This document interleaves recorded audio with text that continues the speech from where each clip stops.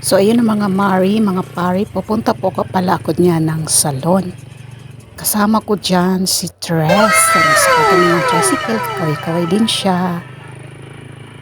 Tapos, ayan, nasa salon na kami, ay sa mall pala. Dumaan pala kami ng EO para sa aking mata naman. Ako, ang dami kong problem talaga. Ayan. So, inumpisahan na akong lagyan ng gamot ng worker dyan sa salon. Char. So, ayan na. So, hindi ko yan alam mga pars, mga Mars kasi binidyohan pala nila ako. Ayan, pagpasensya nyo na kasi naka-portrait yung pagka-video nila. So, need ko talagang ipakita yan para malaman ninyo na nagpasalon nga ako. Char.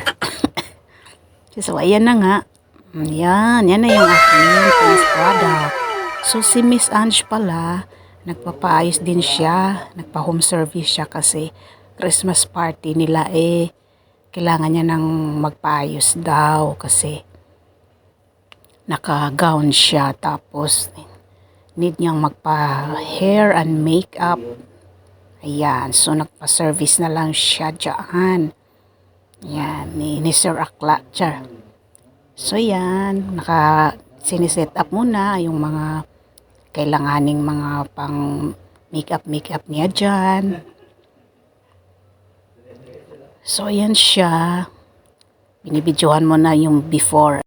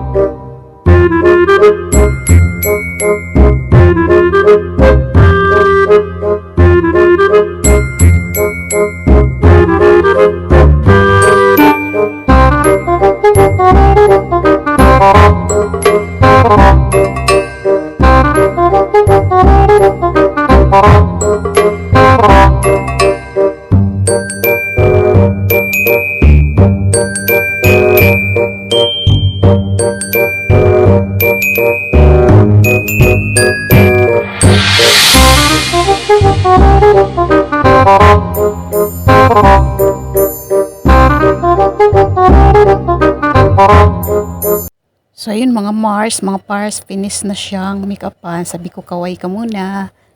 Ayan. So, ayan, need na rin niyang ipag-book yung kanyang makeup artist, Char. Kasi siya yung nagbo-book niya, pauwi at pabalik ng kanyang bahay. So yun lang po, yung tangi kong ma-share sa vlog na ito. Salamat po.